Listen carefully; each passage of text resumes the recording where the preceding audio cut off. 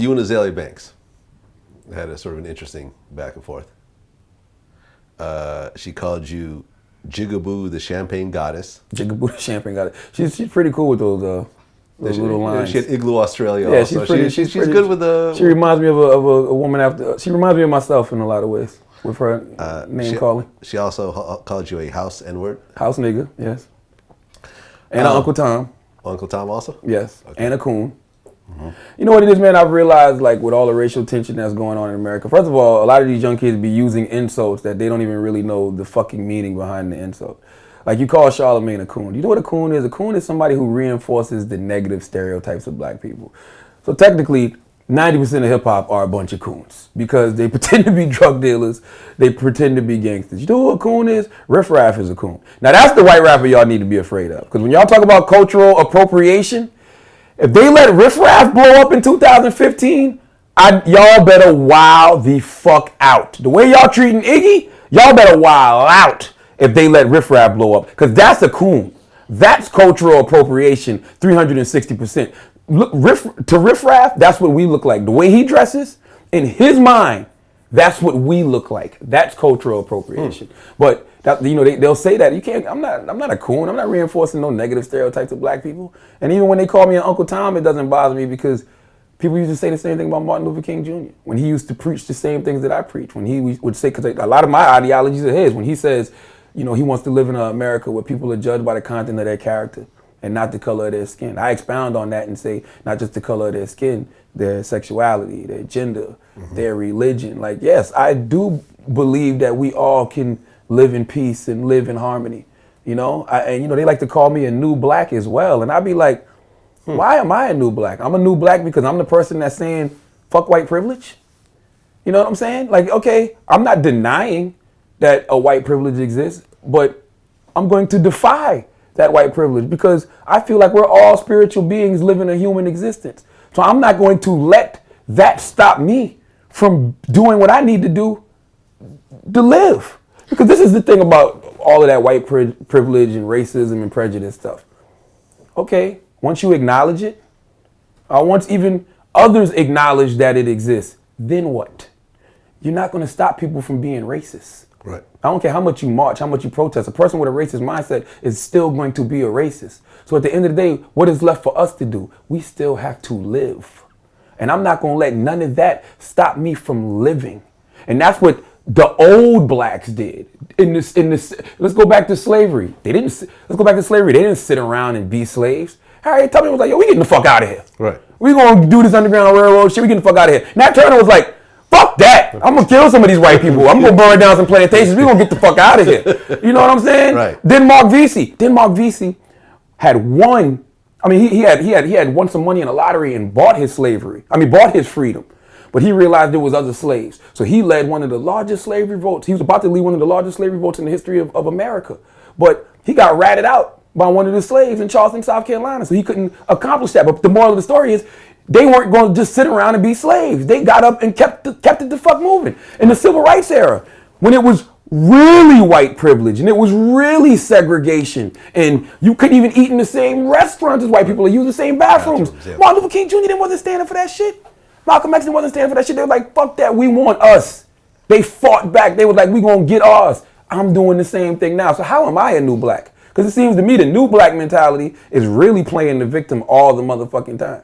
And just complaining and doing a lot of complaining. And then when you finally, when somebody finally admits, okay, there is white privilege. Yeah, America it has practiced systematic oppression for years. Now you like the Wile E. Coyote with the Roadrunner. You caught the Roadrunner, don't know what the fuck to do. Right. Now what? You know, I mean, one of the most interesting films I've seen recently was a documentary about James Brown. And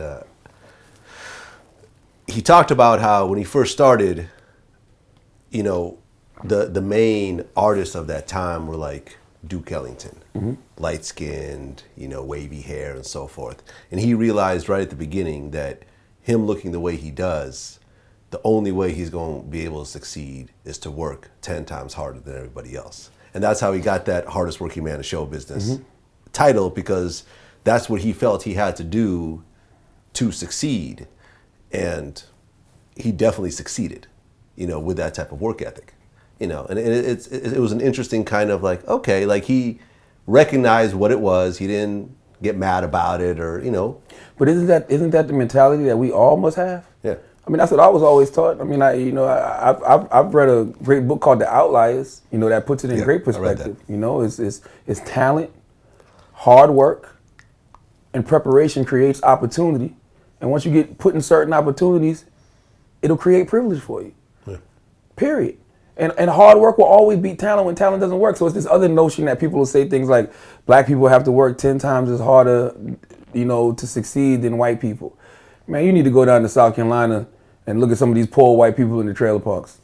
Okay? Because if white skin was just a path to success, it's a whole lot of, like Paul Mooney said, a whole bunch of wasted good white skin out here. Okay? A whole lot of it. So I know, man, like, you should just work hard, period. Like, this is my motto. I keep tunnel vision.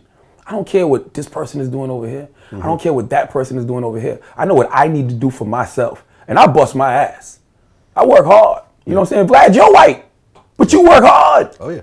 You know what I'm saying? And you've taken your L's out here in these streets. Like, it happens. Like, me and you talk about these kind of things. I've been knowing you for 10 plus years. I've watched you grow the same way I've grown. Yeah. And you've grown through hard work.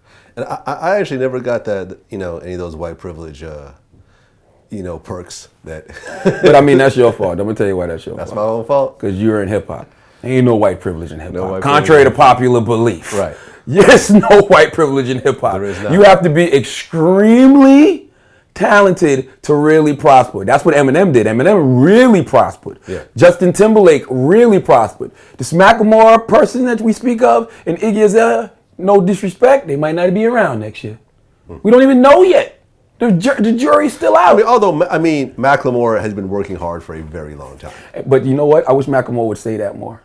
Because the thing I don't like about Macklemore is Macklemore will say what people want to hear whenever he feels like he's under the gun.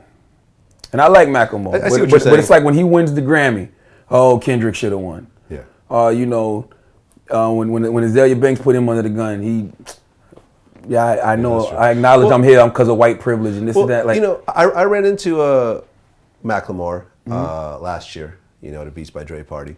And, you know, we had a conversation. And I was like, have you seen any of the Lord Jamar interviews? He said, absolutely. I said, what do you think? He said, I think he has a good point. I think he's essentially right. You know, he said, but the homophobic stuff takes away from some of his good, you know, some of his better points. But he essentially said, yeah, I mean, I do agree with him. Listen, why? First of all, Macklemore, let's be clear, Macklemore doesn't have a machine behind him. Macklemore is independent. Well, sort of. He's tied in with Warner Brothers, like on the. But that came side. Much later. That came after like Thrift Shop started bubbling on its own. Exactly. Macklemore did an interview with the Breakfast Club about 3 years ago. I looked Macklemore dead in his face, and my dumb ass said, "I don't think you gonna get no radio play, dog."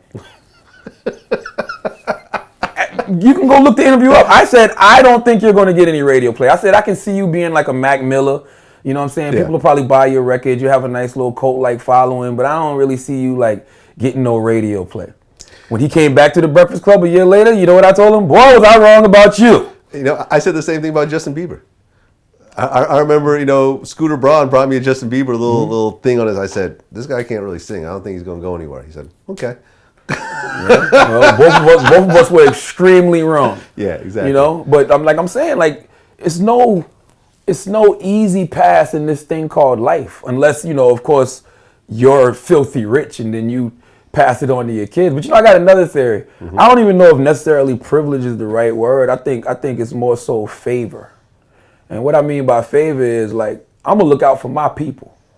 If I got a position open anywhere, first thing I'm doing is going to my closest people that I think can fit this position. That's favor.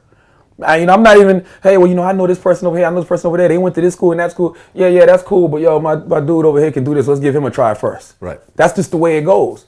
In America, we live in a country where the majority of America is, 64% white people? Yep. So yes, they look out for each other. It's a lot of favor that they show their people. That's what we should do as well. So I don't even think a lot of it is privilege. I just think it's favor. It's the same thing with sororities and fraternities. Right. If you're a Kappa, right, and I'm a Kappa, and you're the head of a company, and I come in and you're like, Oh, you Greek? What you a Kappa? Automatically, whether you know it or not, you at the top of the pile. You don't even know. You don't even realize it, but you are. Yeah, I mean, that's kind of the point of having a reputation, also. That's the point of having a reputation. But this is why you protect your reputation, because when you meet a person and they've already heard of you, whether it's a business prospect or a girl or whatever else, absolutely, you get put in a whole different pile right there. You're favored, man. Listen, people be saying, "Yo, Charlamagne, how are you?" I say, "I'm blessed and highly favored."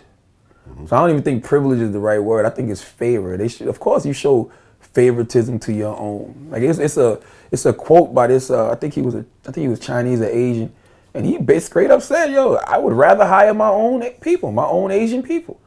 You can't be mad at him for that.